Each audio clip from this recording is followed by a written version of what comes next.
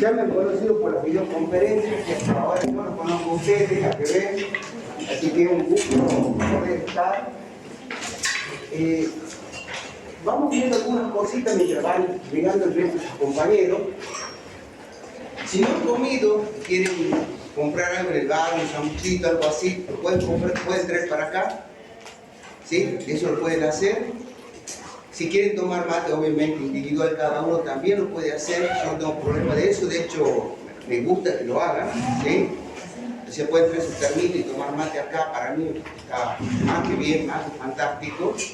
Yo en eso no le voy a poner límite. Igual que para comer, algunos capaz dicen, yo entre la hora, en este tiempo de comer, me compro un sándwich, vengo para acá. Obviamente vamos a hacer un comedor, pero sí, están habilitados para eso. En eso no hay problema de parte. También si se les hace tarde, no vamos a tener muchas clases presenciales, vamos a seguir con modalidad virtual en algunos temas. Sobre todo, nos quedan pocos miércoles. Hoy estamos entrando en el primer miércoles de junio y nos queda solamente junio y terminamos la materia. Estamos viendo redes neuronales que ya creo que ya han tenido algunos de los temas ya con Diego. Sí. Diego, justo le pido que me digan hasta qué punto han avanzado con él, si han llegado a ver el algoritmo del descenso y gradiente. Creo que no. No, porque si no estarían renegando. ¿Qué es eso? TensorFlow es espectacular. TensorFlow es una de las herramientas más poderosas que tiene Google y bien fácil de usar. Y ustedes pueden poner en prueba un montón de cosas que explicamos. Pero después la idea es que trabajen con Google Colab. Trabajen con Google Colab y que puedan manejar herramientas de Google Colab.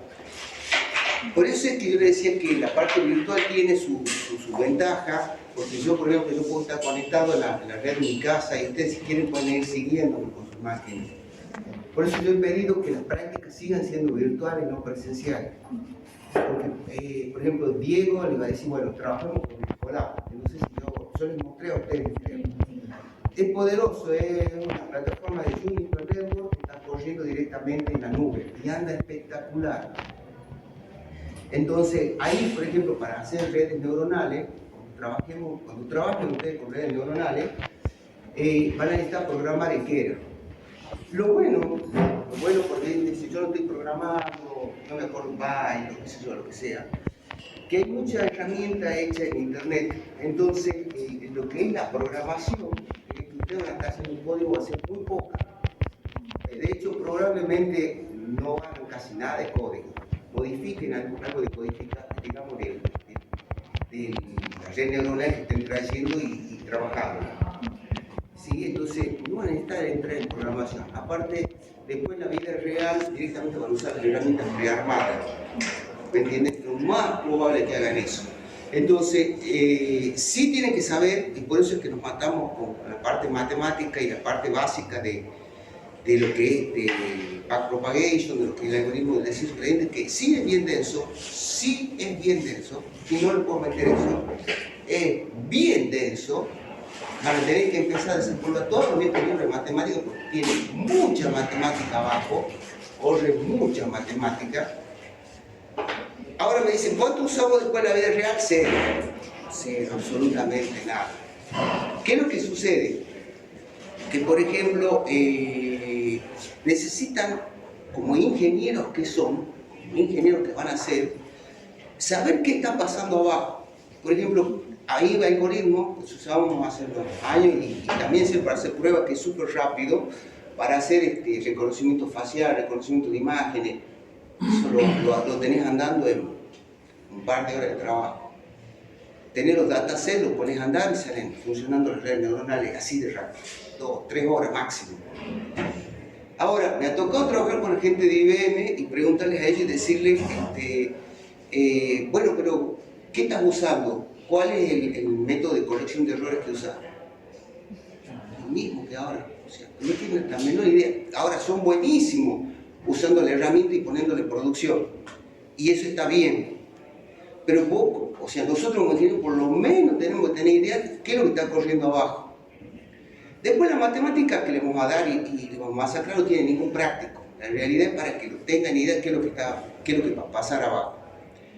Lo mismo pasa con Keras y con Colab. O sea, Python está corriendo y arriba montamos Keras. Después, cuando va a hacer la integración de Keras con Google Colab, con Python, es muy fácil de hacer, realmente es muy fácil. Sin necesidad que tengan ideas de codificación en Python, como vos estás trayendo algo prehecho, estás poniendo en producción y empezás a modificar sobre lo que está, es rapidísimo. Entonces, cuando ahora yo le explique, por ejemplo, backpropagation, le diga, sí, tiene 3 capas, está haciendo el método de corrección de errores, y toda la historia que va atrás, después cuando lo veis que era en una línea de código. ¿Sí? Entonces, ¿para qué me mando con todo esto? Para entender la línea de código. Simplemente para eso. Entonces, cuando la tenés que modificar, te es fácil hacer la modificación. ¿Me entienden? Eso también dice otra cosa. Y vamos a entrar a la parte siempre. Yo trabajo mucho con la parte del aplicativo del lío, o sea, cómo lo usamos. ¿Sí? Después la teoría hay mucho sustento, pero cómo lo usamos. Por ejemplo, las cámaras de reconocimiento facial que se instalan en todos lados, y de hecho se está instalando en Tucumán, y si ustedes caminan por el microcentro van a ver los robots que lo siguen, esto que están las camaritas Domo, más la fija, tienen reconocimiento facial en sí misma. Si van ¿cómo se llama? Al mercado, a Gómez Pardo, que está en Yerbabuena, que está en Tafí Viejo, ustedes tienen la cámara y les reconoce térmicamente, y los ven a ustedes, todo eso, que los va tomando, y hace todos los cálculos. Trabaja con módulos de inteligencia artificial. Eso ya viene embebido con módulos de inteligencia artificial. Lo mismo que todas las cámaras de reconocimiento facial. De hecho, sus celulares, si hacen reconocimiento facial, le hace exactamente lo mismo. Entonces, la pregunta es decir, ¿qué tan difícil es la base de inteligencia artificial que corre en estos dispositivos? O sea, ¿qué tan complejo es? Y no es complejo. De hecho, por ejemplo, cuando programan una red neuronal de reconocimiento facial, por ejemplo, backpropagation o con redes neuronales convolucionales, que es lo que vamos a ver como tema, y es su trabajo práctico 3, que eso le va a dar Diego. Cuando ustedes hacen la compilación de todo el programa que hace el reconocimiento facial, teniendo en cuenta el entrenamiento, teniendo en cuenta los datasets, teniendo todo, te queda unos cuantos K, no llega a mega, K, muy poquito, muy chiquito. Y eso te responde por qué la cámara embebida en sí misma tiene el sistema de reconocimiento facial, que trabaja con redes neuronales convolucionales. Lo mismo que vemos acá en clase.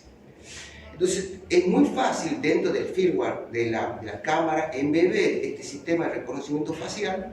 Entonces la cámara te va tomando, te va registrando los cuadritos, donde vos vas caminando, pero sí necesita entre una base de datos, donde vos estés, cruzar la información con tu base de datos, decir, no sé, ¿cómo te llamas? Nahuel. Le decimos, dice, bueno, Nahuel está en una base de datos, tiene un pedido en la universidad por no haber estudiado y está abochado, podría cruzar la información tranquilamente, lo podríamos hacer acá tranquilamente, es totalmente viable, pero quien te reconoce la misma cámara, no es un sistema que está corriendo centralizado en un servidor, no lo necesita, ¿me entienden? Y eso es porque el aplicativo desarrollado es muy pequeño, tiene unos cuantos K. De eso lo probamos y de hecho Diego creo que les va a hacer un pequeño red neuronal, lo va a hacer que la bajen, que digamos que la guarden, y se van a dar cuenta que es un algoritmo súper chiquito. Entonces eso cargarlo en una placa de memoria de cualquier dispositivo, como parte del sistema operativo, resulta muy fácil, muy fácil. Y ahí funcionan estos celulares, tengo el mío acá, que tienen reconocimiento facial, tienen reconocimiento de huellas dactilares, aunque huellas dactilares trabajan con puntos de características un poquito diferentes. Pero básicamente funcionan de la misma manera. Y no son comparadores, son reconocimiento facial. ¿Y por qué hago esta comparación? ¿Por qué les digo esto? Porque hay en otro lado, y me ha tocado trabajar con otras universidades, donde el sistema de asistencia de los docentes es por reconocimiento facial. Entonces vos, ¿cómo funciona? Y en la empresa, en algunas también lo hacen. Vos te acercás, te miran, usted tal persona, bla, bla, bla, todo lo que tenga que cargar la base de datos. Es por comparación y puntos característicos. Entonces ustedes hacen lo siguiente, se ponen el barbijo, llegan a la maquinita de reconocimiento facial, hacen así y la máquina no lo reconoce. ¿Por qué? Porque no reconoce, no lo ve el resto de los puntos característicos. Entonces eso no usa IA, eso usa puntos característicos. Mientras que una red neuronal te reconoce, independientemente si tenés barbijo, estás barbudo, te sacó la foto cuando tenés 30 y hoy tenés 60, estás medio calvo, estás canoso, ¿me entienden? Entonces todo ese paquete de información que va cambiando con el tiempo, la red neuronal sí te lo reconoce. Entonces los sistemas basados en IA son independientes a los comparadores, ¿me entienden? ¿Y qué es lo que se está usando? Pues se tiende a sacarlo, porque ya funciona por lejos mejor y es fácil, rápido y simple. Y esto es solamente para que vean en la práctica. Yo no la doy a la práctica, la da Diego, pero algo que siempre digo es, ¿quieren hacer una red neuronal sin saber absolutamente nada? Sin no haber tocado un código, hagan lo siguiente. Levanten una notebook de Google Colab, se inscriben en Colab, que deben tener todo una cuenta Google, muy probable. Se levantan un Colab y le hagan una notebook vacía. Pongan en cualquier buscador redes neuronales backpropagation en Python. Hacen eso, lo copian como está y la tiran en la notebook y pónganla a funcionar. Eso es todo. Ahora sí, dice, bueno, pero ¿cómo está armado? Bueno, bicapa, tricapa, agréguenle una capa adicional a ustedes, cambien en el sistema de cómo hace lo que es la corrección de errores para que la red neuronal aprenda. Bueno, ahí empiezan a trabajar. Pero para tenerla andando es así de rápido. Tiempo de ejecución, 10 minutos máximo. Y después, bueno, una vez que han aprendido, empezó a jugar y ver cómo las pueden cambiar, puede ser que la red neuronal se clave, no se clave, lo que le quieran hacer, se dan cuenta que dicen, bueno, entonces para programar una capa de una red neuronal solamente necesito poner, por ejemplo, yo me acuerdo, convolucionales, no backpropagation. Por ejemplo, en convolucionales, CONV, entre paréntesis, 2, el tipo de corrección, o si va a tener 2 filtros, 3 filtros, cuando veamos convolucionales se van a dar cuenta, y el tipo de corrección de error. Ya está una capa funcionando, así, bien rápido, súper rápido. O sea, no hay que tenerle miedo, ¿sí? No hay que tener miedo. Se usa muchísimo, muchísimo, lo van a usar 1000 veces. Por eso es que enseñamos convolucionales y backpropagation. Backpropagation es como decirle la tatarabuela de las redes neuronales, pero se sigue usando, Y convolucional es lo que más se usa frente a otras redes neuronales que no nos va a dar tiempo para explicar, como el STM o redes neuronales antagónicas. Diego es especialista de ese tipo de redes, LSTM, el convolucional también maneja, pero él se especializó en otra estructura. Así que una suerte que lo tenga Diego, y él está haciendo todo lo que es data science, que creo que les comentaba. Sí, creo que les dije, ¿no es verdad? Y Dieguito está trabajando en data science, haciendo data science en Mugdata, que le hace los servicios de analítica a Mercado Libre. O sea, está en el campo de batalla bien de alto nivel. Por eso es que casi no lo tiene, es difícil conseguirlo a él, ¿me entienden? Porque está trabajando con ese punto. Entonces, lo que él le diga, esto se usa para este tipo de servicio, pero él se lo está haciendo. Así le ha costado también, ¿no? Nada es gratuito en saber, el resto se ha puesto y se ha sacado al lado. Digamos, lo que vemos en la materia es para decirle, chicos, futuro, para allá está el futuro. De aquí en más se tienen que poner a leerlo todo para verlo, ¿sí? Pero lo bueno es que hay muchas herramientas. Una que yo uso, vamos a ver, poner servicio ya nomás. Creo que tiene reconocimiento de huellas, no es un celular de alta gama, ¿no? Inclusive hace reconocimiento fácil de todo. Ok, ya está. Vamos a ver dónde sale. Qué loco, ¿no? Espero que me conecte con la red.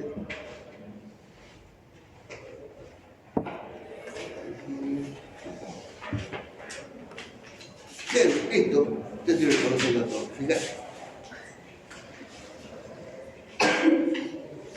Le veo que él está vestido. No se salva a nadie, ¿no? No se salva a nadie. Vamos a ver, vamos a ponerlo ahí. Vamos a ver, mira, vamos a verlo ahí. ¿Puedo salir? ¿Qué es lo que hace? ¿Qué es lo que come? Si tiene el machete abajo. Buenas tardes. Buenas. ¿Ve? Lo voy a poner yo mismo, que me vea. Me empieza a reconocer a mí en tiempo real. En este caso no estoy cruzando contra una base de datos, si no sabes si tenés Instagram, Facebook, cualquier cosa. Me estoy viendo, reconociendo todo lo que yo llevo. Por ejemplo, si ven allá van a ver que sale un televisor, le da un nivel de asertividad del televisor, ¿sí? Ventanas, te dice que estamos en una room, todo en tiempo real. El escritorio. El escritorio. Sí, y eso que voy a decir que yo ni siquiera apunto. Vamos a ver si lo apuntamos a él, a Nahuel, a ver qué le pasa. Nahuel, la próxima vez me pone que pegue contra una base de datos y busque en todas las redes sociales a ver qué pasa. No, está tomando. ¿Ah? Lo he encontrado uno, ¿no? No sé. Acuérdate que dejamos huella en todas partes. En la época, nosotros ahora que estamos digitales dejamos huella en todos lados. ¿No? Vos decís, yo abrí una cuenta en Facebook hace un millón de años y quedó, te cruza. ¿Sí? Y fíjense, ahí lo tenemos andando. Y es una red neuronal convolucional que lo que hace es solamente tiene cargado en su dataset objetos, no tiene personas, pero podríamos cargar una base de datos y empezar a buscar. De hecho, eso lo hace Facebook y lo hacen todas las grandes redes sociales. Lo que te hacen es eso: te cargan tu base, te empieza a cruzar la información entre lo que vos has cargado, tu like, los videos que abrís, si tenés Instagram, y te empiezan a cruzar toda tu info y te arman. Nahuel, por ejemplo, no sé, le gustan los autos porque ve videos de autos, le gusta deporte extremo porque ve, no sé, MMA, entonces ya es algo que es deportista, le gusta la adrenalina, qué sé yo, estoy hablando de un perfil, ¿no? Estoy hablando de un perfil. En Instagram publica, por ejemplo, fotos de playa, o viste que puede detectar si vos estás en una playa, si en un escritorio, si un día soleado, bueno, eso te lo saca automáticamente. Le gusta el aire libre y te da un perfil. Así funciona. Así funciona, chicos. Si no le han dicho hasta ahora, así andan las cosas. Si ustedes dejan demasiado, yo también dejo demasiado huellas digitales y con las fotos que vos publicás, yo se lo he mostrado, no se lo estoy inventando. Puedo saber si van a una playa, si están en un día soleado, si estamos vestidos, absolutamente todo. Entonces, todo ese potencial de información, que en este caso usa una red neuronal para reconocer objetos y parte, la podemos cargar en una base de datos, una super base de datos. Vamos a aplicar ahí un Big Data, porque necesitamos mucha información. Y si yo tengo Big Data, o sea, tengo la información de imágenes, ya la he clasificado, tengo información de todo lo que hacen, puedo aplicarle sobre eso modelos de BI, o sea, de Business Intelligence. O sea, yo puedo extraer información. O sea, primero la tengo que limpiar a la información, esa es la información espuria. Yo le tengo que, de alguna manera, lo que se llama un ETL, que creo que lo han visto en alguna materia, que es extraer, transformar y cargar. No lo han visto. No, pero sí lo tendrían que ver con la ingeniera, creo que Cristina, ella me ha dicho que iba a dar algo parecido, que es la parte inicial de lo que es extraer la información, transformarla, que quiere decir la limpias, porque si no tenés mucha información, inclusive puede ser redundante, y de ahí la cargas en una super base de datos. Esa super base de datos se llama un data warehousing. Con eso ya le puede aplicar todo lo que son las analíticas. ¿Es lo de Power BI, profe? Es lo de Power BI, por ejemplo. El año pasado el sistema de gestión lo vimos, pero muy de vuelo de pájaro. Claro, sí. Bien, por ejemplo. No sé este año cómo lo verán, pero el año pasado lo lo han visto, bueno. pero sí lo vimos, tuvimos un práctico de eso. Está bueno, ese está muy bueno y se usa mucho. Y hay muchas herramientas, por ejemplo, Power BI es una. El mismo Excel puede armar lo que se llama los dashboards o tableros de control, que en realidad tienen que ser dashboards porque son inteligentes, deberían ser inteligentes, y con eso saca las analíticas. Y si vos tenés información, podés buscar patrones. ¿Cómo lo buscan los patrones? Usando data mining. ¿Y data mining qué usa? Reglas. ¿Y dónde hemos visto reglas? En sistemas expertos. ¿Sí? ¿Cómo está? Buenas. Entonces vos fijate todo lo que estamos viendo. O sea, reglas la usas, sí. El algoritmo ID3 que te permite sacar reglas, que te permite armar sistemas inteligentes, se basa en reglas. Y con eso aplica data mining. ¿Me entienden? Y yo buscando, por ejemplo, patrones, puedo saber, por ejemplo, el patrón de, por ejemplo, todo el aula, que hay un patrón similar para todos. Pues de hecho son estudiantes de ingeniería, entonces el patrón es el mismo para todos. Variará, algunos, no sé, vuelvo a repetir, los deportes extremos, el otro le gusta el arte, pero el patrón es el mismo. Todos son informáticos, todos tienen una forma de pensar estructurada, de hecho también tengo una forma de pensar. De hecho, después de 5 o 6 años que en la universidad te ponen en cajita y te mandan. Entonces, somos todos para pensar parecido, gustos parecidos, nos gusta la tecnología, nos gusta el avance, son patrones. No es que sea un genio, son patrones que tenemos de estructura. Entonces, con grandes volúmenes de información, pues saca patrones. Y eso es, por ejemplo, Business Intelligence o inteligencia de negocio. ¿Me entienden? Y ahí adentro ya me acabo de poner redes neuronales para el reconocimiento de imágenes, he puesto sistemas expertos, he trabajado con Big Data y todo lo que es BI. Por ejemplo, IBM tiene una plataforma que se llama Cogno Analytics, que vale la pena usarla, es súper fácil, súper facilísima, y también trabaja con la parte de Power BI. Es muy parecido a Power BI, vos tenés los reservorios de información, los cargas, en este caso vendría a ser en una... la palabra es un data warehousing, pero ellos le dan otro término, no me lo acuerdo como dice IBM. Y una vez que lo tenés hecho ahí, ya lo empezás a procesar y armar todas las analíticas, porque te la da la plataforma, como el Power BI. ¿El Excel se puede? Sí, sí se puede. Hay que transpirar unas manos la camiseta, ¿no? Pero se puede, sí. Y se puede armar dashboard muy bueno, muy bueno. El tema del Excel, que no tiene Power BI, o sea, es la limitación, es que vos tenés que traer archivo versión CSV o versión Excel. ¿Me entienden? Esa es el limitado. Los otros no. Bien, no tengo notebook, así que voy a tener que empezar a armar redes neuronales de cero. ¿La han llevado bien a redes neuronales? ¿La entienden? Hasta ahora sí. ¿Ahora sí? Bien. Entonces, ahora vamos a ver backpropagation.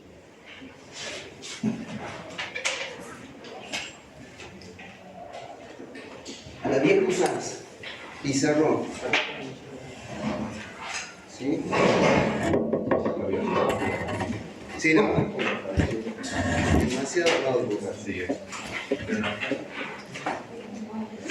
En mi día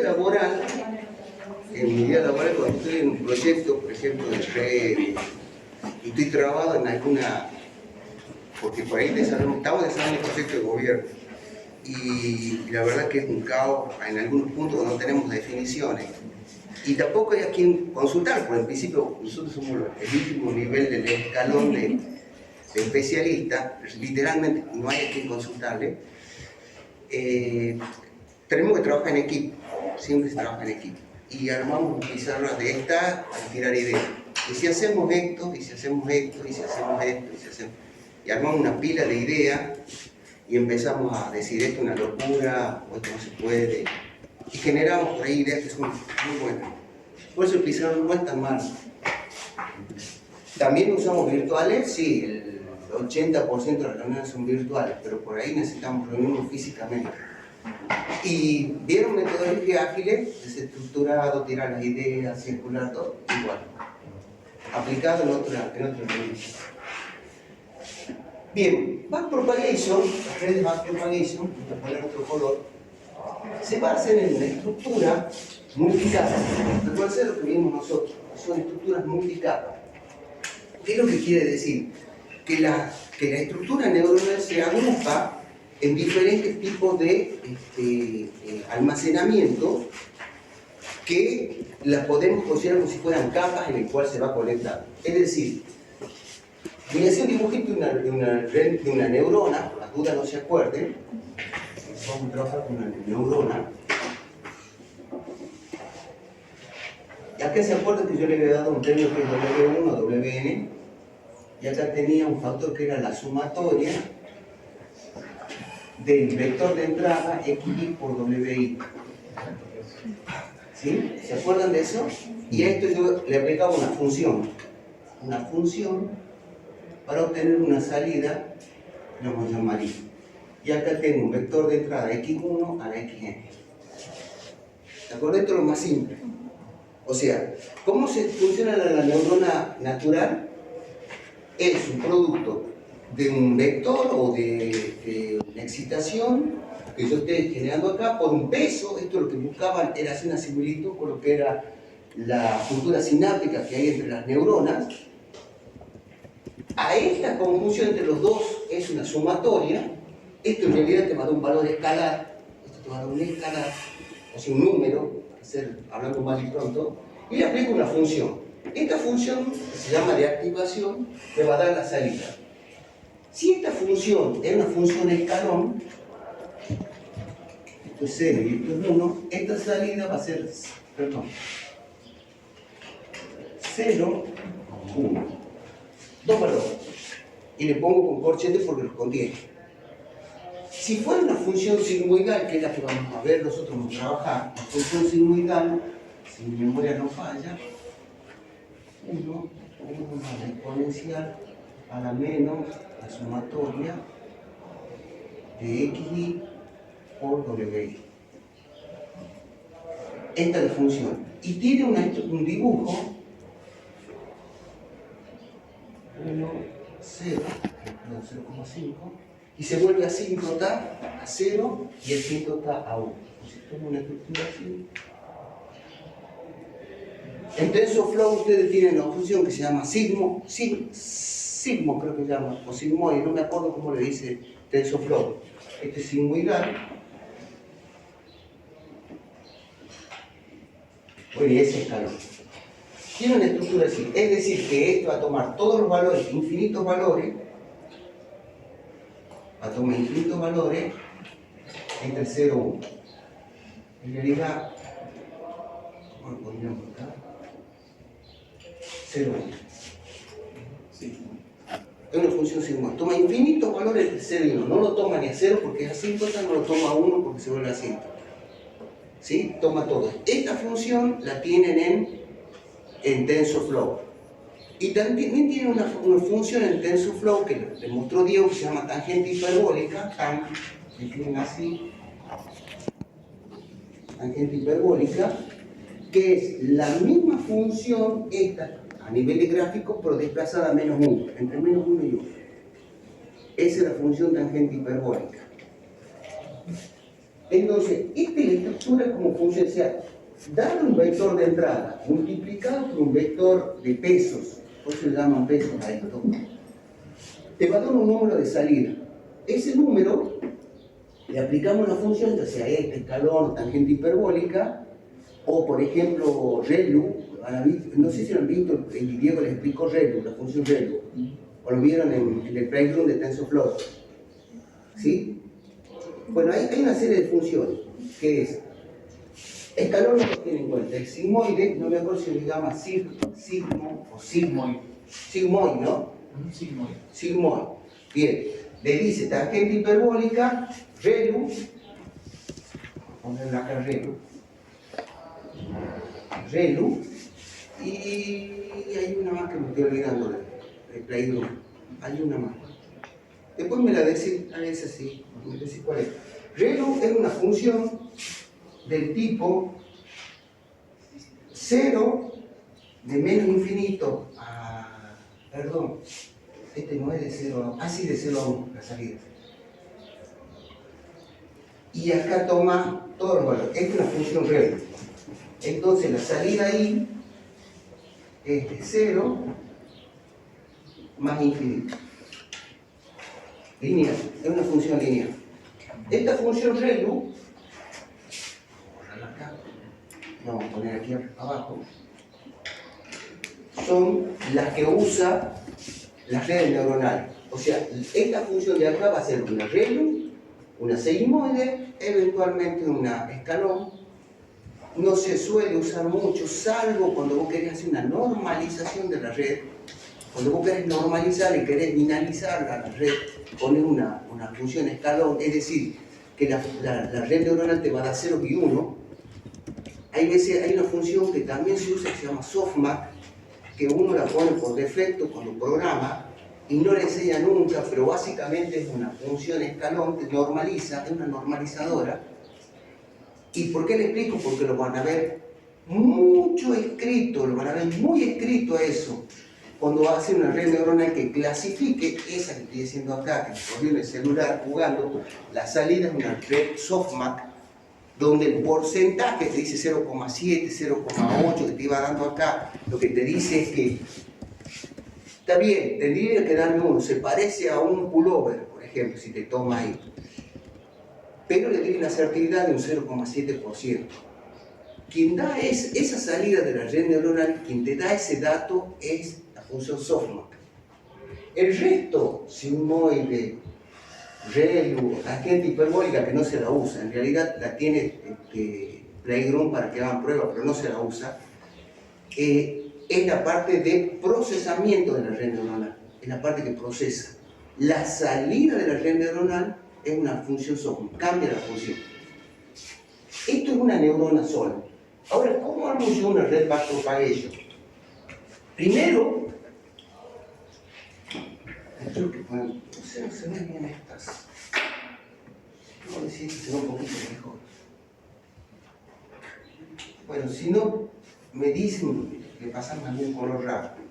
Vamos a definirlo por capas, vamos a hacer 3 capas. Backpropagation usan 3, 4 capas, no usan más. No es Deep Learning Backpropagation. Deep Learning se refiere cuando tenemos muchas capas así. Deep Learning es como tener esto. Primero voy a hacer una tricapa para Backpropagation.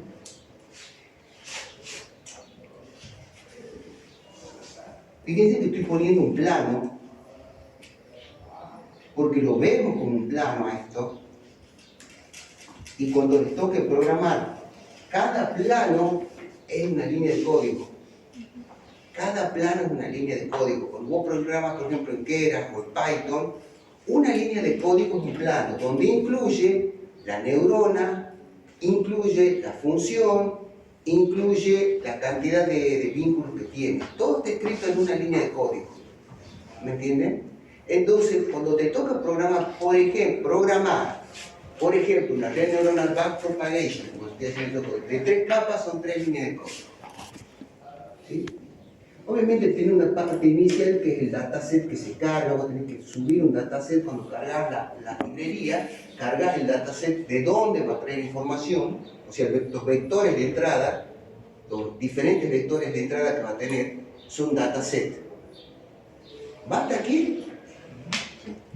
Bien. ¿Cómo armamos un dataset? Sería la pregunta más. ¿Y qué es un dataset? Si hacemos una red neuronal que reconozca imágenes, el dataset obviamente va a ser imágenes. Ahora, ¿cómo la tomo a la imagen? Me voy a adelantar el tema, me voy a pasar a convolucional porque es más fácil para entender. Solamente porque es más fácil, no porque sea lo que corresponda. Yo tengo, imaginemos que acá tengo una imagen. Esta es una imagen. Le den el número que quieran, le damos de 32 por 32 píxeles. ¿Sí? 32 por 32. O sea, tiene ¿cuántas divisiones? Si yo lo quiero vectorizar. Esta es una matriz de 32 por 32.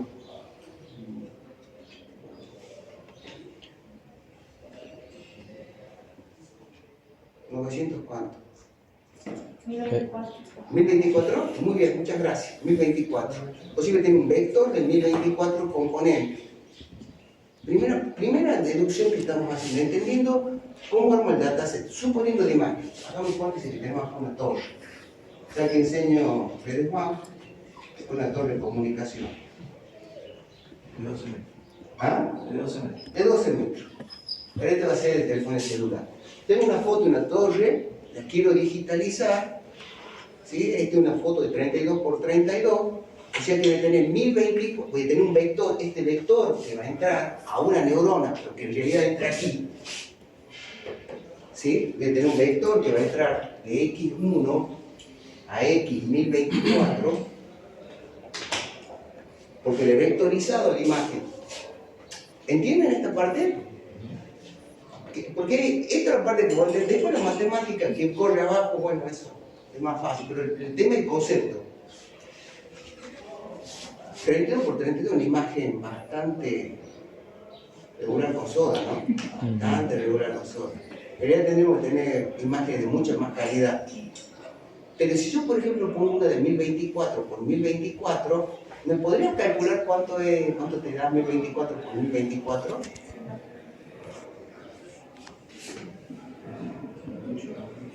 Ahí tiene 32, 32. 1.048.576. Ese es el vector. Que tiene un vector de 1.000.000 de componentes. ¿Sí? Decía que yo digitalizo una imagen. Ahora estoy usando, voy a usar 32 por 32 solamente por practicidad. Solamente por practicidad. Pero ¿qué digitalizo yo de acá? Hago un cuadrito. Vamos a tomar un cuadrito de acá.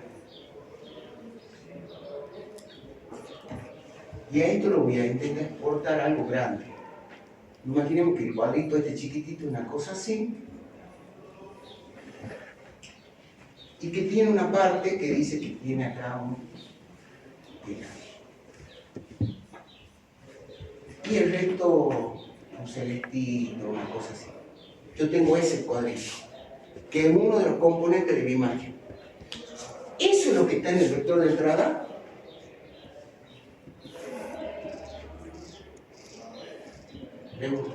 Forma parte del vector.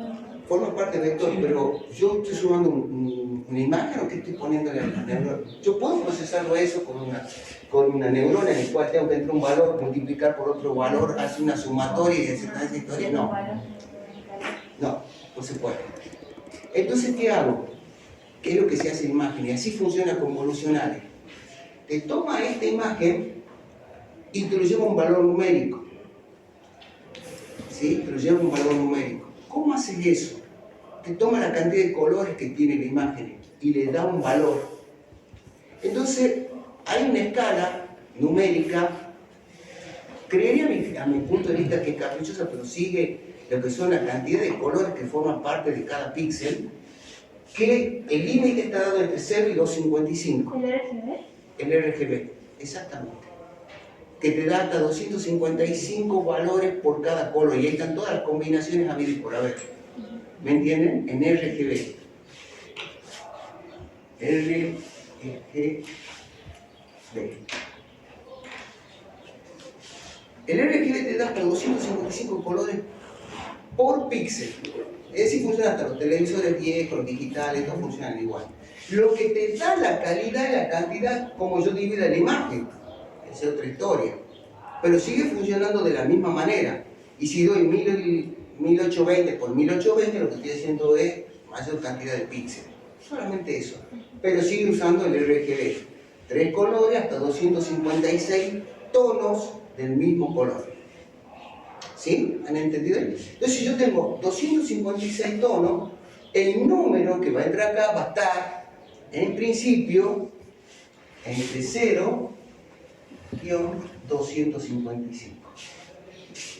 Entonces, yo ya sé que puede ir un número acá, el equivalente al celestito ese, que no sé qué número será. Eso yo, tenemos 123. Ya está. Primera cosa, o sea, ya sabemos que yo puedo digitalizar una imagen, de hecho lo hacemos, no estoy inventando nada, es lo que funciona. Le doy una calidad y hago un vector de entrada que tiene números entre 0 y 255. ¿Estamos? ¿Está todo para allá? ¿Han entendido al final? ¿Sí? No me sirve. Y le explico por qué. ¿Sí sirve? Sí. ¿Está bien hecho? Sí, pero no me sirve para la red neuronal. ¿Por qué? Y vamos a las simples matemáticas que estamos poniendo acá. ¿Cuáles son los valores de salida que tengo yo en la red neuronal? Salvo el resto, sigmoide. ¿Entre qué número y número está? Entre 0 y 2. escalón 0 y 1. Tangente hiperbólica entre menos 1 y 1. Es decir, que aunque yo ingrese un número enorme acá, la primera capa, de acuerdo a lo que yo haya definido en mi estructura, en mi red neuronal, me va a estar limitando mi salida. Entonces, lo que me conviene hacer es una normalización de los valores que yo voy a cargar en el vector de entrada. ¿Y cómo normalizo un vector de entrada? Tomo, no importa el número que me haya dado, el vector es 1024, 123, 86, lo que sea, no importa. A todos lo divido en 255. ¿Entienden? O sea, si yo tomo 123 y lo divido en 255, ¿cuál sería el número que me queda acá? 0,6. Más o menos 0,5. Ah, 0 o 1. Está bien, pero ¿cuánto me quedaría aquí el valor en la normalización? Alrededor de 0,5. Más o menos, ¿no? 0,55. Un poco menos. Entonces este número es 0,48. Entonces me tiene valores de entrada acá que oscilan entre 0 y 1. Entre 0 y 1. O sea, aquí me tiene entre 0, x1 a xn o a x1024. X va a estar en el rango, como dice acá, pertenece hasta 0, 1. No va a tomar 0, no me acuerdo si lo puede tomar 0, creo que no. Entre 0 y 1. Entonces voy a tener valores entre 0 y 1 y me hace otra pregunta. Si mi salida es entre 0 y 1, ¿qué número le puedo asignar a los pesos? Yo lo acabo de normalizar acá. ¿Qué número le debería? ¿Qué haría yo para generar pesos? Como futuro ingeniero, usemos sentido común. ¿Ah? 1. ¿Qué podría ser el 1? ¿Le pongo todo 1 o el 1 puede ser algo, un límite, por ejemplo? ¿Puedo poner que los pesos sean, por ejemplo, entre 0 y 10.000? ¿Podría ser eso? Me va a ser útil primero. La pregunta es más correcta. Sí se puede. ¿Me sería útil hacerlo así, números enormes? No. No, por simple sentido común, siguiendo las simples matemáticas que estamos estudiando acá. No me tiene sentido si yo ya acabo de normalizar acá y estoy trabajando valores entre 0 y 1. Es un absurdo lo que me está diciendo el profesor. Un absurdo. Me pone el número de, no sé, 8.500 y multiplico por 0,5. Ahí nomás ya me ha bajado 4.000. Y si la función de salida sigue siendo entre 0 y 1, profesor, no tonté. No vale pronto, ¿sí? Entonces, otra cosa que vemos sin tener suficiente base de conocimiento es que intuitivamente nos dice, en nuestro buen sentido, que los pesos van a oscilar, W, vamos a usar un color rojo, para que se llama bien los W van a ser mayor que 0, menor o igual que 1. Sí puedo hacer esto. Mayor que menos 1 y 1. Sí puedo hacer eso. Sí puedo, y en la bibliografía van a ver que dice eso, entre menos y 1 y 1. Y esto va de la mano de que una de las funciones que tiene, por ejemplo, el redound del TensorFlow es la tangente hiperbólica, que tanto se le nombré que no la incluí, que es este mismo dibujito, pero va hasta menos 1 y 1. Entonces, si mi salida contempla entre menos 1 y 1, los pesos puedo darle entre menos 1 y 1. ¿Entiendes? Por simple correlación. ¿Hasta aquí va? Si uso sigmoide, este no tiene mucho sentido. Volvemos a caer en la vieja matemática de primer año de la facultad. Primer año de la facultad. Si yo tengo una sumatoria, imaginemos que tomemos entre menos 1 y 1. Y que tomamos el RGB, ya lo acabamos de normalizar, entre 0 y 1. Para trabajar para digitalizar una imagen. Básica matemática.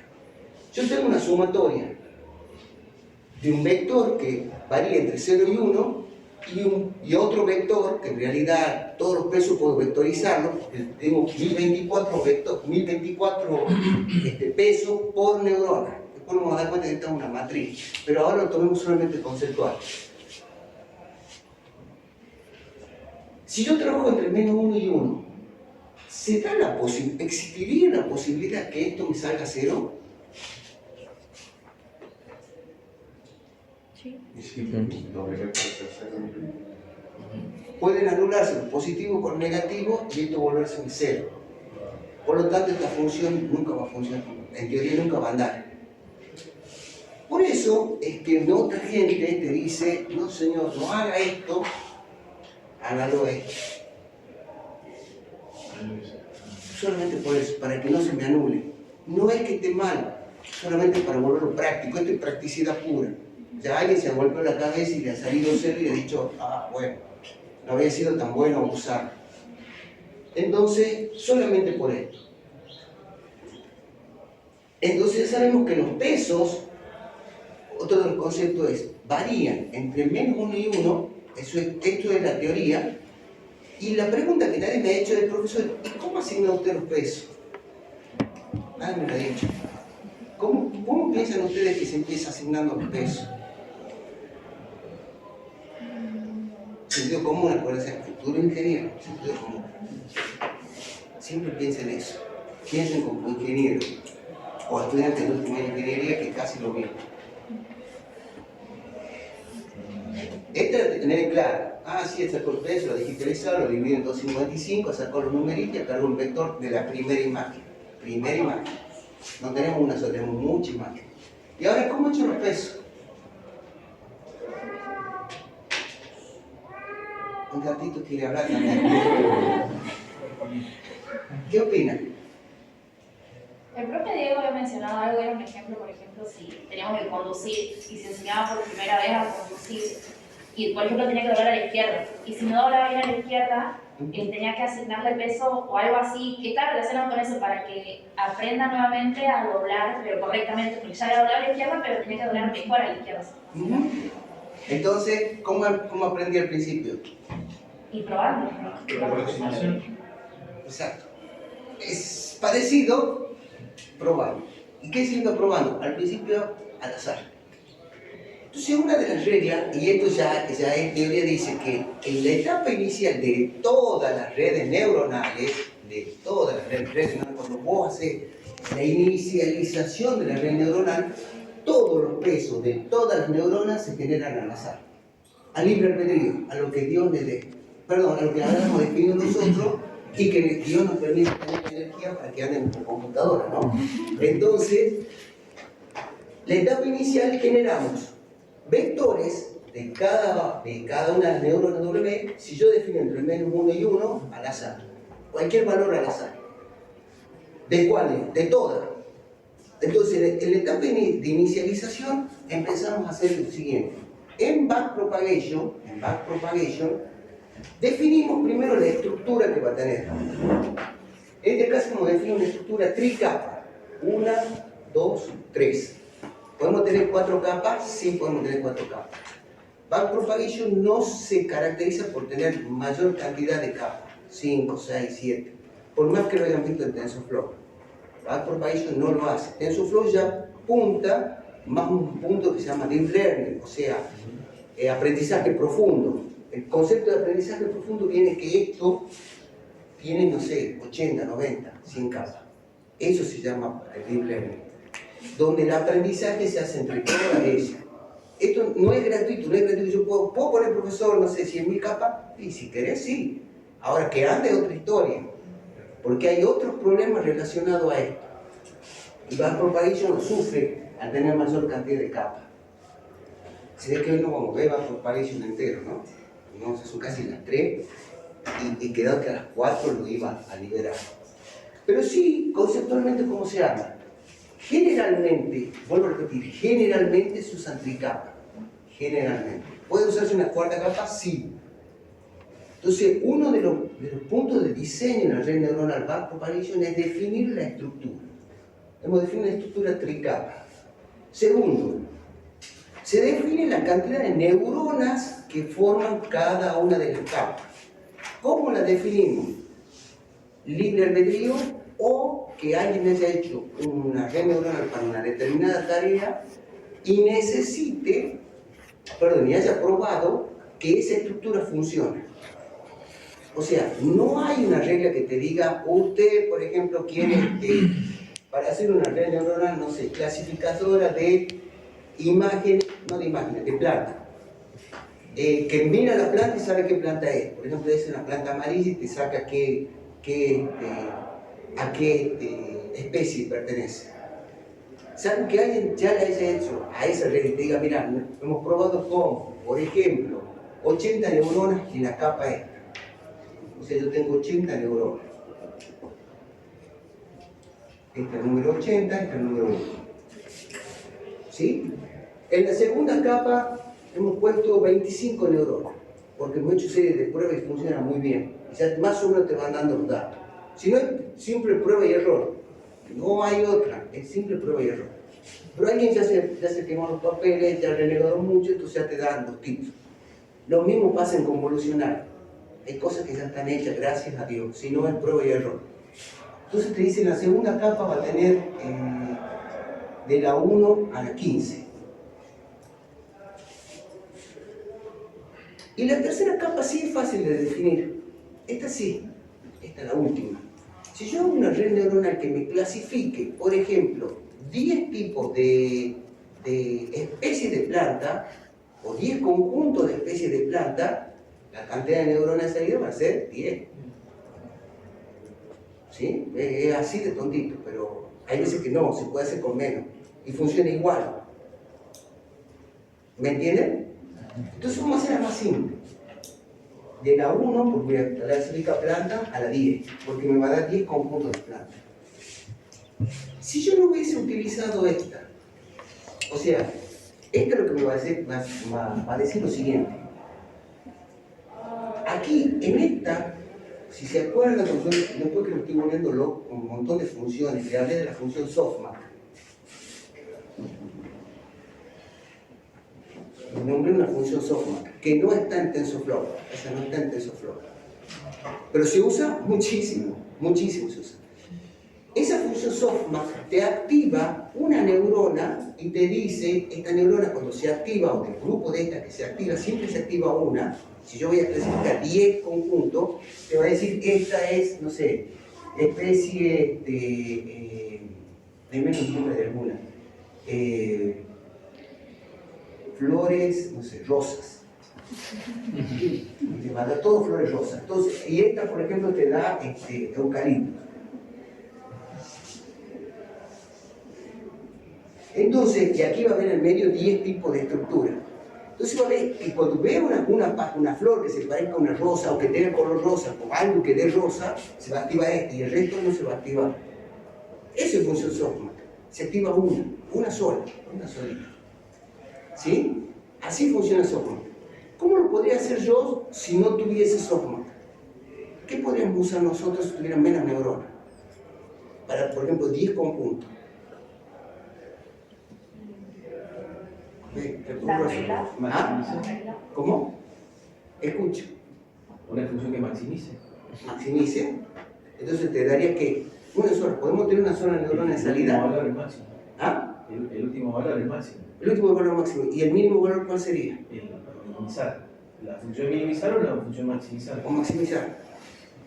Está bueno. ¿Podría poner una sola neurona de salida entonces acá? No. Ah, sí. Sí. Entonces, ¿qué haría yo con la función con una sola neurona? ¿Qué función usaría que me pueda dar maximizado o minimizado la función igual? Es la misma cosa. Escalón. ¿Ah? Escalón. Puede ser escalón, pero el escalón no me va a dar con una sola. ¿Qué pasaría si yo uso el escalón? ¿Cuántas neuronas necesitaría? 2. ¿Por qué? No. 2 no me va a dar 10 conjuntos. ¿Cuántas neuronas? Una para cada conjunto. Ya lo acabamos de hacer con softmax, tengo 10 neuronas. Pero sí sabemos que el escalón me da 0 o 1, ¿es verdad? ¿Sí? 2 a la cuánto me da 10. Tiene que ser 2 a la 4. Y sobrarían algunos. ¿Ah? 2 a la 4 tiene que ser, porque 2 al cubo es 8. 2 al cubo 8, 2 a la 4, ¿no es verdad? ¿Cuántas neuronas necesito? 16. No. Lo acabas de decir. ¿Cuántas neuronas? 4. 4. ¿Me sigue el resto? Porque la combinación de 0001, 0002 me arma los 12 conjuntos. O sea, con 4 neuronas puedo tener funcionando si le pongo la función escalón. Acabamos de resolver la segunda. La definición de la función que yo ponga en la salida me va a hacer que defina la cantidad de neuronas.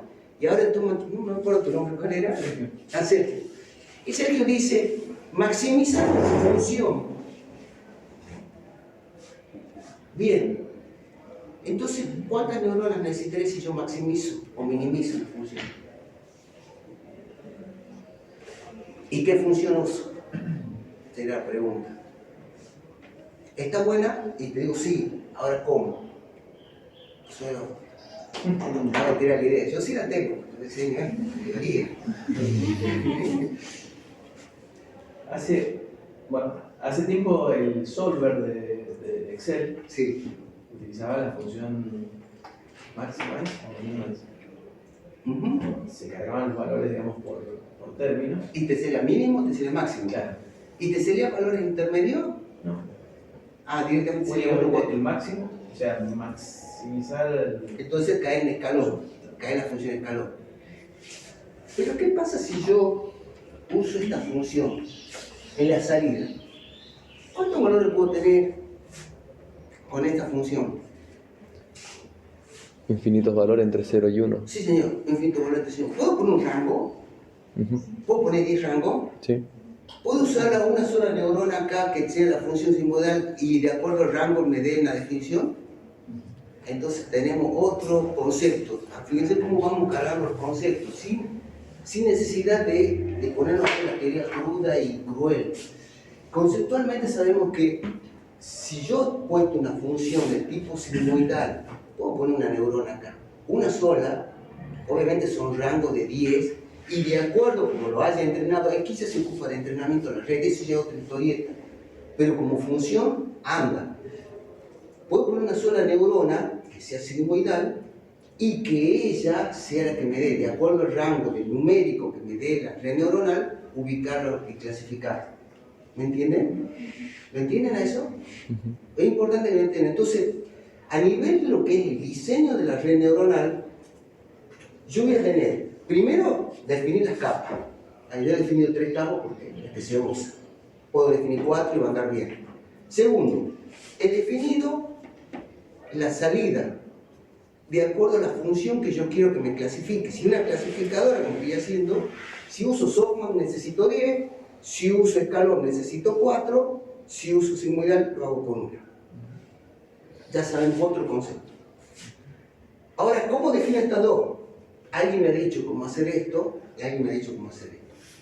Generalmente, ya volvemos a caer en la parte general, la primera capa está relacionada directamente con esta, con el vector de entrada, como yo estoy cargando acá. Generalmente. Esta siempre sigue siendo una libre albedrío. Este sigue un dolor de cabeza porque abajo. Se suele cambiar, se suele poner 32, se suele poner 16, es una historia la segunda capa. Pero la primera está relacionada con 1024. 80 neuronas anda perfecto. Anda perfecto. ¿Cuál hubiese sido, y ahora volvemos acá en la época de comunicaciones? ¿Qué tiene que ver comunicaciones con la inteligencia artificial?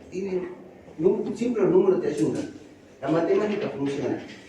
¿Cuánto es el número acá? 1024, ¿verdad? Si se acuerdan de comunicaciones, y si cruzan redes WAN conmigo también, ustedes han visto que las E1, ¿se acuerdan las E1? Que 2048 eran 32 canales, 64 kilobits. No se acuerdan nada, pero no importa. Son 32 canales, 64 kilobits. Por lo tanto, estas son, en 1024, son 32 muestras que se pueden multiplexar en 64.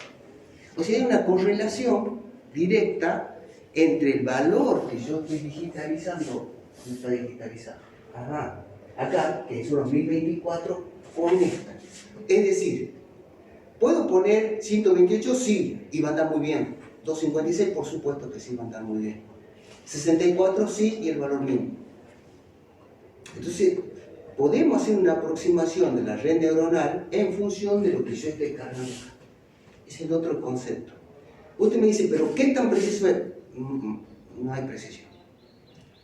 ¿Puedo hacer una red neuronal que tenga 1024 neuronas acá? Sería la pregunta lógica. Sí, señor, sí lo pueden hacer. ¿Va a andar bien? Sí. Sí va a andar bien. ¿Y por qué no lo hace? Y depende de dónde le esté haciendo correr mi red neuronal. Si la voy a estar haciendo correr en un procesador del tipo celular, y no, olvídate. No le voy a cargar procesamiento a la red neuronal. Ahora lo voy a hacer correr en una Xeon Platinum de 64 núcleos, no, 32 núcleos, perdón, 64 subprocesos y sí, dale.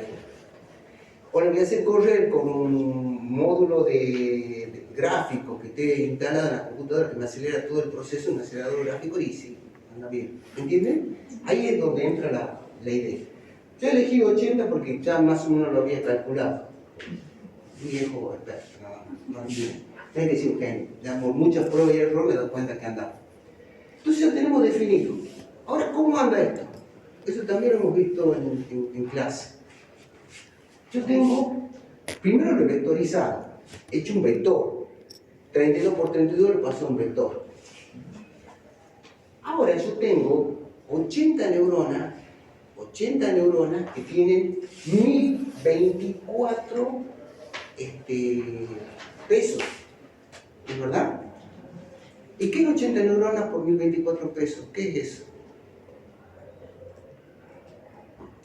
O matemáticamente, ¿cómo lo escribes? Una matriz de 80 por 1024. Es decir, que aquí matemática, por eso decía que la matemática es fatal, y esto no es lo difícil, esto es la parte fácil. La parte difícil es cuando empecemos a derivar. ¿Sí? Por eso decía, bien denso, pero cuando lo comprende, bien fácil. Cuestión es comprender. Entonces aquí yo tengo una matriz de 80 por 1024, que son los pesos. O sea que yo tengo una neurona que tiene 1024 pesos. Después voy a tener otra neurona, lo vamos a hacer así. Vamos a hacer flechita. Después va a ir a otra neurona que tiene 1024, hasta va a llegar a la neurona 80, que tiene 1024 por 8. Entonces yo tengo una matriz. Entonces cuando empiezo a programar, acá yo tengo un producto matricial que está dado por un vector. Podría haber trabajado con un vector 32 por 32 multiplicado por 1024 por 80. Y eso no se puede hacer matemáticamente. Se puede hacer 1024 como vector por una matriz de 80 por 1024. Esta es matemática de primer año, si se acuerdan. No importa cómo lo resuelvo, la idea no es que lo resuelva, la idea es que le quede el concepto. Y aquí salen 80 salidas, ya no es 1024. Cada una de estas es una salida. Que alimentan una red de 15 neuronas.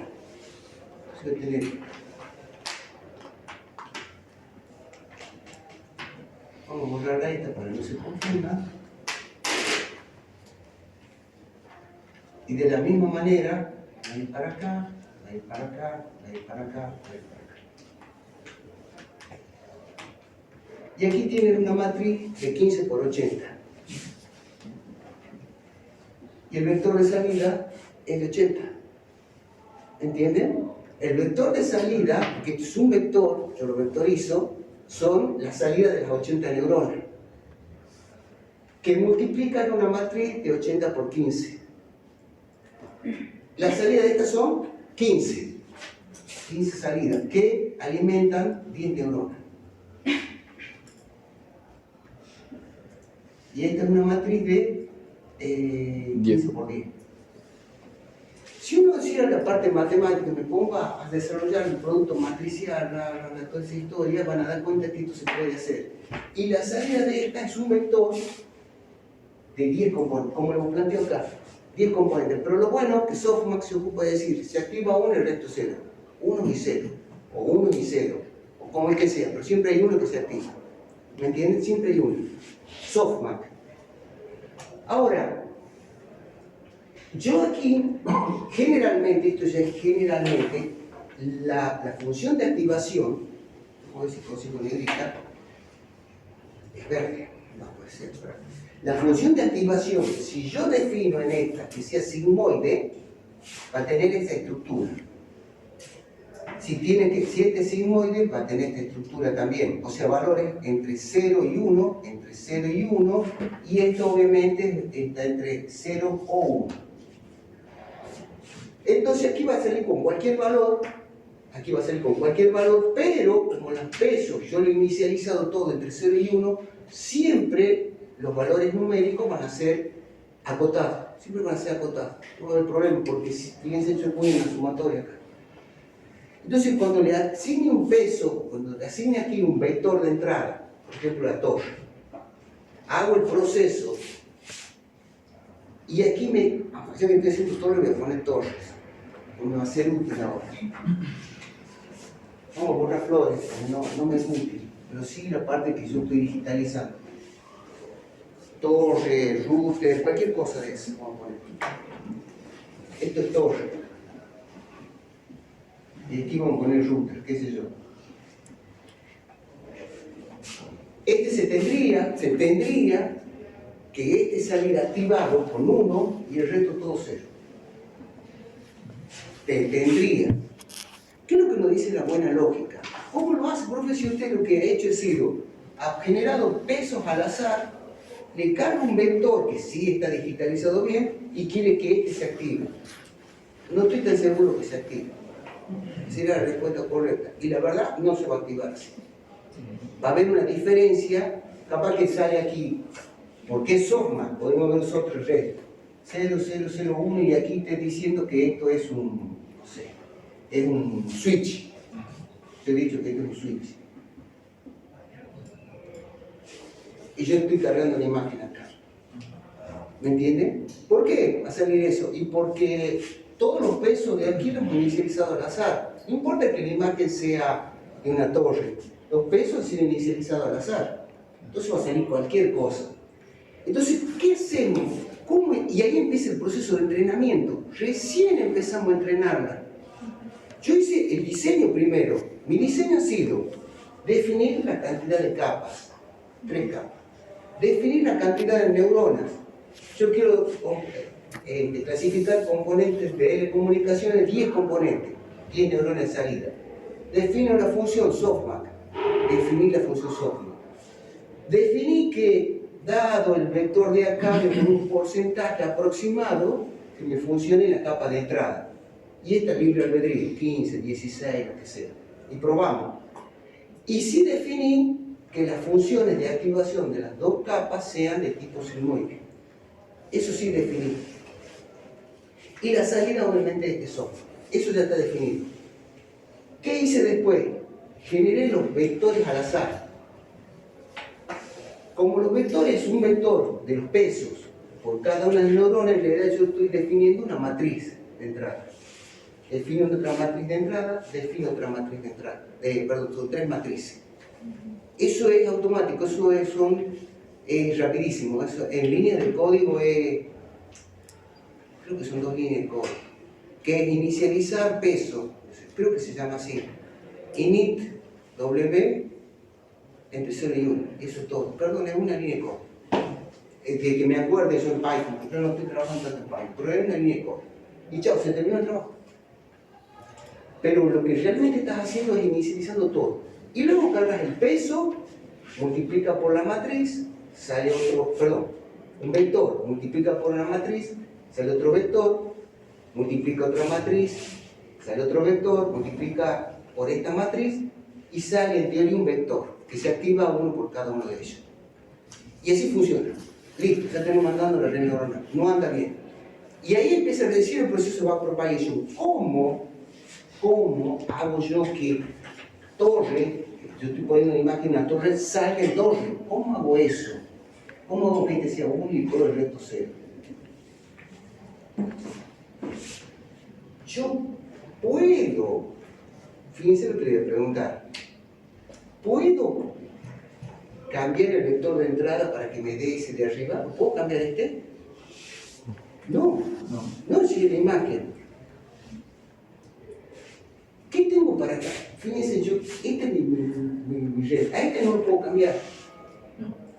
La función la tengo definida. ¿Qué es lo que me queda para cambiarlo? El peso. El peso.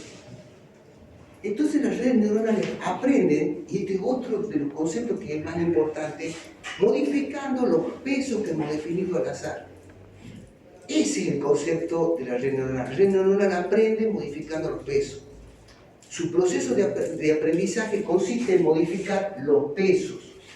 O sea, los W que van aquí, ese es el proceso de aprendizaje. Ahí yo tengo que atacarlos, a los pesos que yo tengo acá.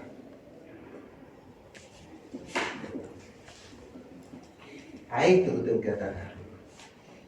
Y aquí sí entra una matemática difícil, que es cómo hago yo para hacer esa modificación. Entonces yo tengo que este es el que me da mi red neuronal, me da que se activa uno, y esto es lo que me debería dar. Hay una diferencia. ¿Sí? Esto es lo que me está dando hoy y esto es lo que yo quiero que me dé. Hay una diferencia. Cuando yo le estoy diciendo eso, le estoy diciendo, no, usted está equivocado, tiene que darme esto, ese proceso de aprendizaje se llama supervisado, que eso yo se lo he explicado también. El proceso en el cual hace una comparación entre lo que yo quiero que me dé y lo que me da la red neuronal se llama supervisado, porque yo le digo a la red neuronal que cómo tiene que darme. Entonces, ¿qué hace la red neuronal? Aplico una función, una ecuación que me modifica estos pesos. Aplico una ecuación que me modifica estos pesos y aplico algo que me modifica estos pesos. Hasta ahí van, ¿verdad? No es difícil. La matemática la voy a escribir. Y sí es medio densa, pero no importa, lo importante es el concepto. Este proceso de ir hacia atrás, modificando los pesos, se llama propagación de error inverso o backpropagation. El proceso de backpropagation, o sea, propagación hacia atrás, que no es retropropagación, es otra cosa. En la propagación del error para modificar los pesos, el concepto que se llama backpropagation. Eso es backpropagation. ¿Sí? No voy a hacer la matemática, voy a explicar qué sigue. Modifico los pesos, vuelvo a aplicar el vector, vuelvo a hacer correr. No me da, me sigue dando un error. ¿Qué hago? Vuelvo a modificar los pesos, vuelvo a modificar los pesos, vuelvo a modificar los pesos. Y así empieza un proceso iterativo, hasta que me da el valor que quiero que me quede acá, o muy próximo. Cuando he llegado a eso, decimos que la red neuronal ha aprendido. ¿Han hecho correr TensorFlow? Cuando hemos visto el TensorFlow, ¿se han puesto aunque sea resolver con el TensorFlow? ¿Algo? Pónganse un playgroom TensorFlow, ármense una red neuronal. Háganlo una hora, con el celular, si anda bien. Eso es más práctico. Sí, pónganlo. No me entra en la matemática, porque ya hemos terminado la parte conceptual. La primera derivada de la función de corrección de error, el error cuadrático medio. Yo me acuerdo cuando dábamos esto por videoconferencia. Si esto les parece que es clorofórmico, no se pueden imaginar lo que la video cuando estaba explicando la regla de la cadena de derivadas, porque derivada de funciones complejas.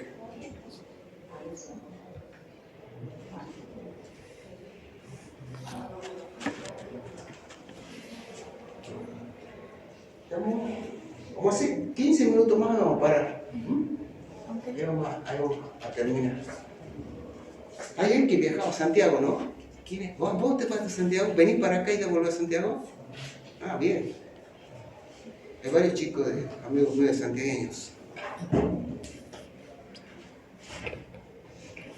Y punto de colectivo, punto. Está bueno. Mientras están haciendo correr TensorFlow, no me acuerdo, una vez me contrata a mí la Universidad Nacional de Santiago del Estero para que les dé un curso de posgrado en telecomunicaciones a todos los profesores, era para profesores. Y tenía que viajar a Santiago. Primero me contactó un de santiagueño, cuento algunas anécdotas que tengo. O sea, vivo en Santiago, no sé si No, viví en Santiago. ¿Viste el grupo IC? Que es el grupo del Banco Santiago, Tarjeta Sol, Hamburgo Compañía de Seguro, Casino Sol, Hotel Carlos V, todo eso. El grupo IC también me contrató una vez para crearme todo el proyecto. Crearme un proyecto y los capacité al grupo, que es también parte de la empresa. Y él me tenía que ir todos los viernes, pues yo estaba sábado y domingo, trabajaba sábado y domingo allá, porque no tenía forma, yo tenía mi trabajo acá y el grupo trabajaba también. Me tocó entrenar a todo el equipo técnico de Hamburgo, de Hamburgo Compañía de Seguro, Tarjeta Sol, y después gobierno de Santiago cuando armaron las torres ciclistas que tienen la torre inclinada de vidrio de cristal hermosa. ¿Alguien fue a Santiago? ¿Ah? ¿No? Ha modificado un montón Santiago, no es el mismo de antes. Cuando empezó el proyecto de las torres, me asignaron a mí todos los enlaces de fibra. Entonces yo era el ingeniero que estaba a cargo de todo eso y modificamos después el data center. Porque el data center, él sabe porque lo ve, en el quinto piso los dos edificios que son de cristal con dos cosas hacia arriba, tienen un puentecito de cristal que los une. Entonces el data center estaba en el quinto. Cuestión que cuando el gobierno ha calculado se quedó corto de espacio y de peso. Han hecho el cálculo del peso, por data center peso. Hicieron el edificio de la mano. ¿Viste que tiene un edificio de 5 pisos, 6 pisos? Ahí está el data center. Entre tantos proyectos está. Entre tantos proyectos. Quedó así. El MotoGP, también trabajé en el MotoGP. Cuando arrancaba el MotoGP también, que estábamos con los italianos de Dorna. Ese toda una historia. Ahí me habían pedido que hagamos reconocimiento de imágenes, facial, año 2012. Era la prehistoria, no había nada con qué hacer. Es más, para que tengan ideas convolucionales, las neuronales convolucionales salen en el 15. Se venía trabajando antes, pero era decir, no, olvídate, esto no existe. Entonces, recién los reconocimientos faciales salen en el 15. ¿Se hicieron correr el TensorFlow? Sí.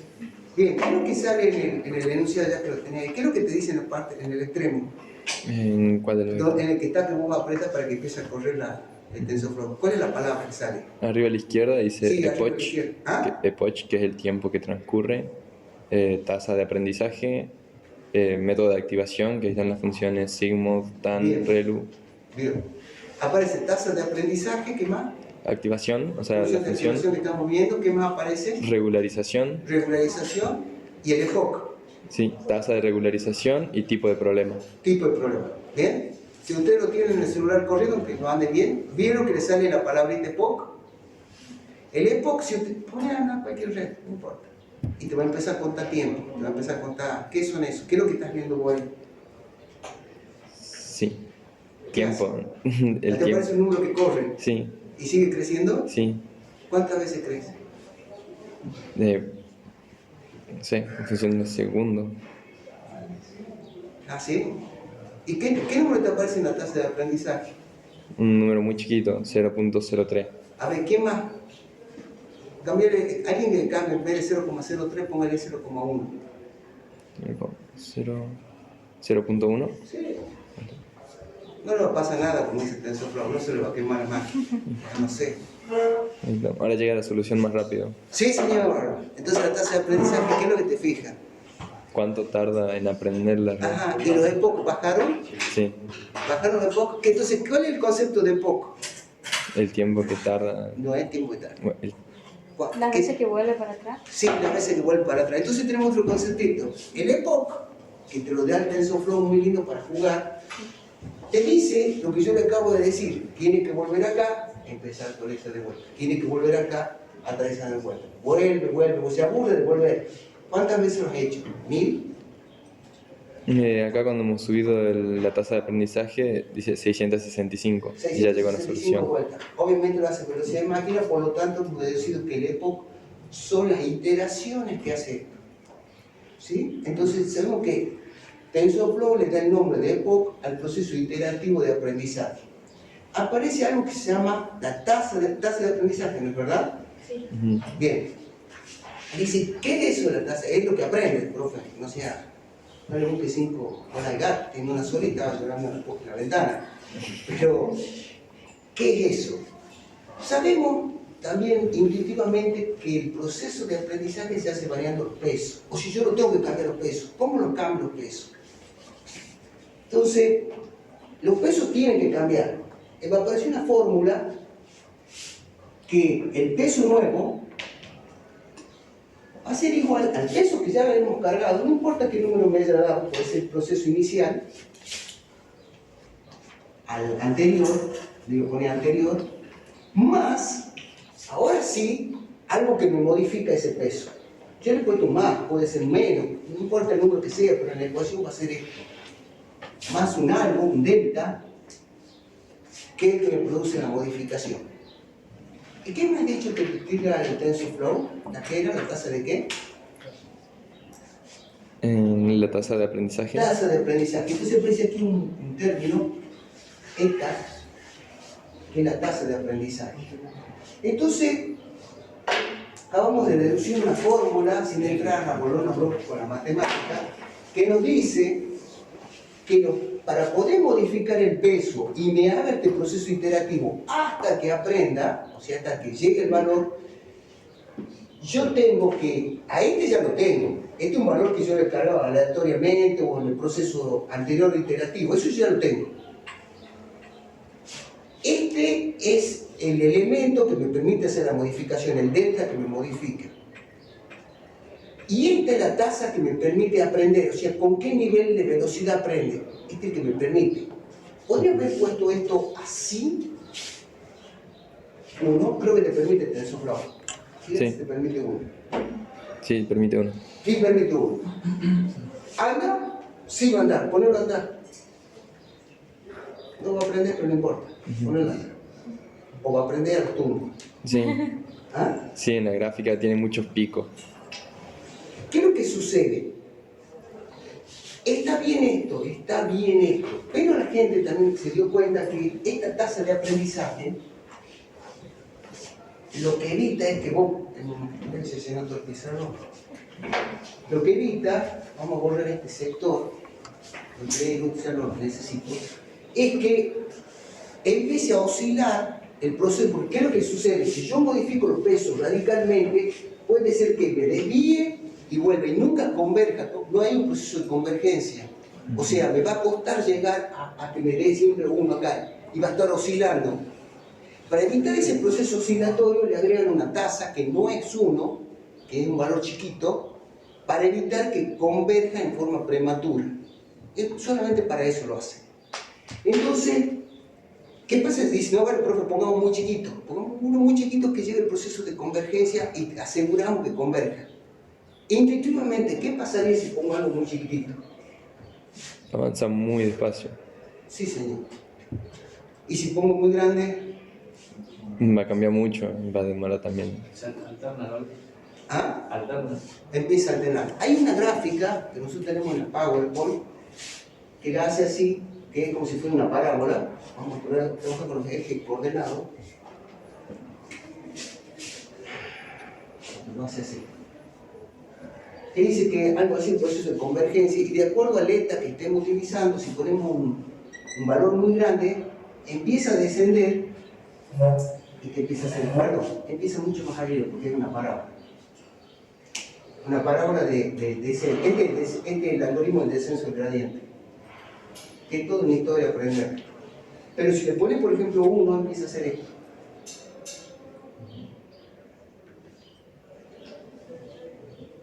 Y queda acá. No converge. O sea, sí llega a aprender, pero no converge. Le pones una tasa de aprendizaje muy chiquitita, muy pequeña, empieza.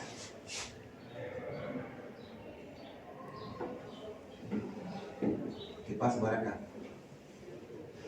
Pasa para acá. Te aburre de esperar, se aburre de ser poco. ¿Me entienden? El poco que la cantidad de iteraciones aumenta.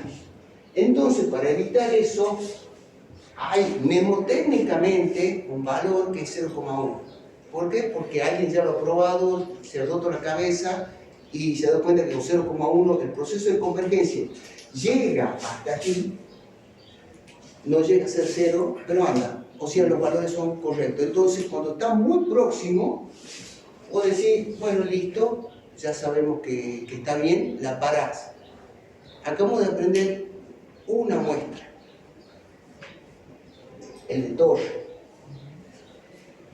Ahora, si tengo que aprender Swiss-Yutter, todo eso necesito 10 imágenes más, ¿no es verdad? Bien. O sea que este proceso lo vamos a hacer por 10. ¿Está hasta aquí? Listo. Entonces ahora ya sabemos, nuestra red neuronal aprendió las 10 muestras, la tenemos andando bien, todo. Y ahora le cargamos esta imagen a nuestra red neuronal, la que acabamos de entrenar, todo, le ponemos esta imagen, que es también una torre, para los que hacen redes, más tecnología de redes WAN, es una monopolo.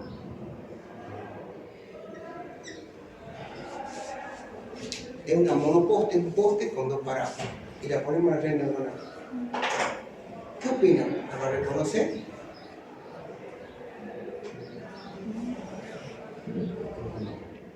A ver, sentido común a todos. No, ¿por qué? No lo mantenemos con ese modelo. No es ni cerca, no es ni cerca. Sí reconoce esta red neuronal, esta no la reconoce, pero así se lo escribe, no la reconoce. Pero sí reconoce esta. La misma red neuronal con las 10 imágenes que hemos cargado, que hemos hecho todo el proceso de entrenamiento y toda esa historia que acabo de nombrar. Sí va a reconocer algo así.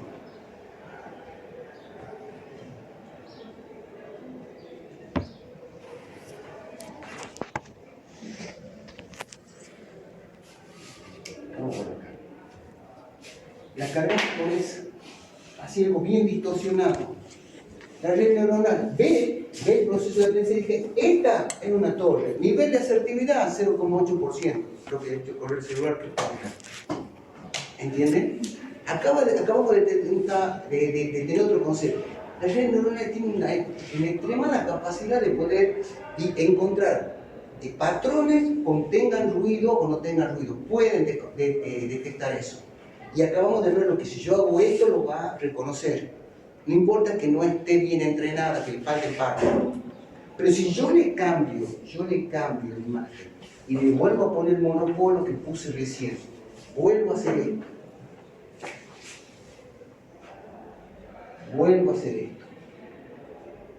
Y la vuelvo a poner acá.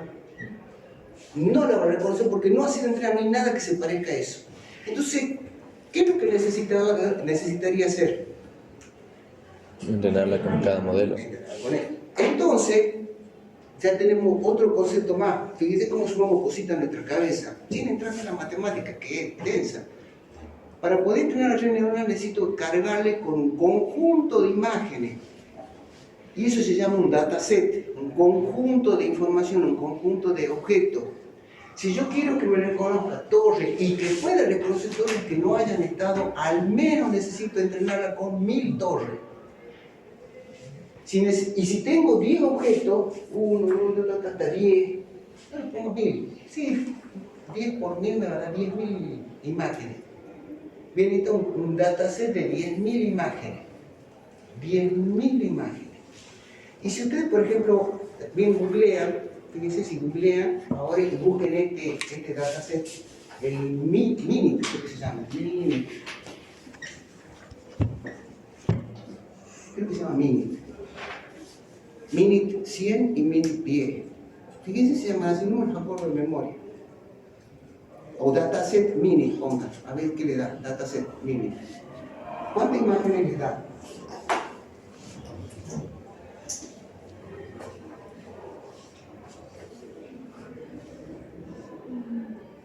¿Sale el dataset así mini como dataset? Mini ImagenNet Dataset. Esa, Mini ImagenNet Dataset. ¿Cuántas imágenes te dio?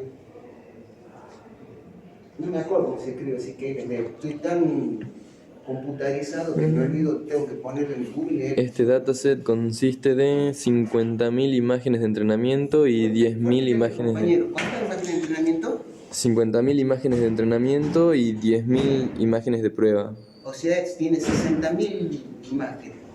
Entonces, tenemos otro concepto. La red neuronal, para que sea bien entrenada, tenga capacidad que pueda reconocer objetos, inclusive que no haya sido preentrenada, que no haya estado preentrenada con esa imagen, necesita que vos le des muchas imágenes. Lo que hace ser un proceso de generalización es lo que hacemos nosotros. Si a vos te enseñan que todo esto es un bolsito, se buscamos otro bolsito más. Allá tenemos otra cartuchera, allá tenemos otra cartuchera de otro color.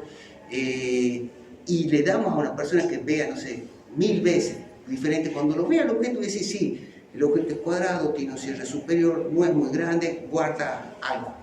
Lapicera, todo, es una cartuchera. Un modelo diferente de cartuchera, pero es cartuchera. Y eso se llama generalización. Para que una red neuronal pueda andar bien, necesita generalizar. Y eso se logra con un dataset grande. ¿Sí? Ya estoy terminando la clase, ¿no? ¿Qué es lo que puede pasar? Si yo entreno con 1000 imágenes de torre, 200 de switch y 30 de router, la red neuronal sí va a aprender. Pero cuando le pongan algo que se parezca a un router torre, o sea, ve algo así. Esto, gracias a Dios, soy telecomunicación. Acuérdense, hemos puesto 1000 torres, 500 switch y 60 routers. 60 nada más. Si yo pongo algo así, un AP que tenemos en nuestra casita, o para cómo pongo un AP que tiene varias antenas. Eso que son 4 antenas porque tiene mayor capacidad. La red neuronal me va a decir, es una torre. Porque ha generalizado torres con 1000 imágenes y router con, no sé, 60, 50. Entonces hay un problema de generalización. Aprendió mucho de uno frente al otro. Entonces lo que se hace, eso ya se vuelve un poquito más viejo, pero lo que se hace es que vos tu dataset sea similar para todo lo que querés clasificar, tu dataset de entrenamiento, y lo que haces es lo que van 850 y 10.000.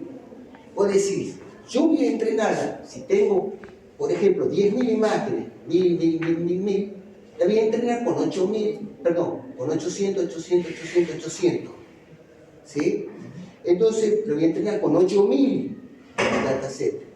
Y los otros 2.000, cuando ya esté entrenada, corto acá el proceso de aprendizaje, lo corto y la pongo en prueba.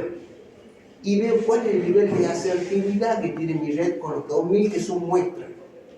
Si mi nivel de asertividad es correcto, yo puedo decir, entra en producción. Es el proceso que entra en producción. ¿Han entendido? Sí. Es todo conceptual, no me trove la matemática, que es densísimo, pero fíjense el concepto. Después cuando lo vemos funcionando, cuando hagan ustedes, por ejemplo, con Colab, van a ver que dice el equivalente del EPOC, creo que se llama EPOC o algo parecido, dice, no sé, va en 5.000, 6.000, 7.000. Nivel de aprendizaje, el 99% te va dando sobre lo que vos estás entrenando. Y después que termina de eso, dice nivel de asertividad. Te sale otra curva que está el nivel de asertividad. Te dice qué tan precisa es tu red con muestras que no ha sido entrenada. Si está muy próxima entre sí, uno puede decir, bueno, listo, la red ha sido bien diseñada, ha sido bien entrenada y está lista para que entre en producción. Bien, hoy terminamos clase. Hoy yo no ha sido mucha matemática. Pero si yo les daba virtual se dormían. Espero que le haya gustado. Y lo estamos viendo el miércoles, estamos con la semana que viene, semana de ingeniería. A las 11 de la mañana el miércoles hay una conferencia que yo soy el coordinador, el asignado, porque habla sobre metadata. Un segundito.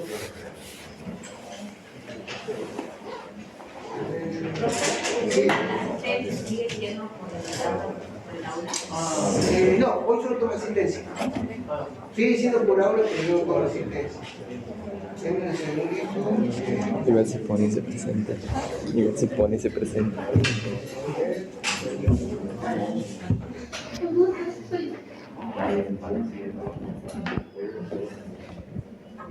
profesor. Sí, Pensar que el otro día leí algo que nunca me imaginé que era por eso. Todos los niños, hasta un año, digamos, cuando empiezan a caminar, tienen una forma de pararse o una forma de como impulsarse, Sí. de apoyarse en una pierna.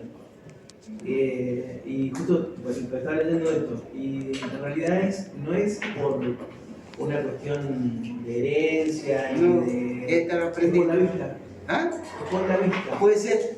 Porque dice que en ese tiempo, como en otra facultad y más que nada la vista, entonces observan a sus padres, a las personas que tienen alrededor, por lo general a la madre o al padre, y por eso se paran o caminan como el padre o como la madre. Está bueno. Me da un permisito que ya, es una llamada, están llamando. Está libre, ¿no? Está libre. La pueden dejar.